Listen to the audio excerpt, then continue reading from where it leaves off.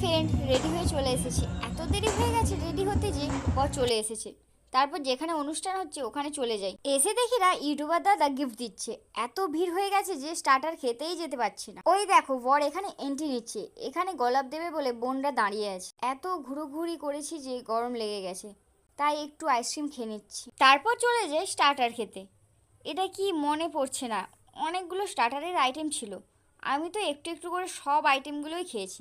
সব কার্টুনগুলোর সাথে ফটো তুলছিলাম। এইদিকে বিয়ে শুরু হয়ে গেছে। তারপর চলে যাই মেন কোর্স খেতে, কারণ তাড়াতাড়ি বাড়ি যেতে হবে। ফার্স্টেই মেনু কার্ডটা দেখিয়ে দিলাম। দেখেছো আমার ফেভারিট মাটন হয়েছে। প্রথমেই চলে আসে রুমালি রুটি আর চানা মশলা।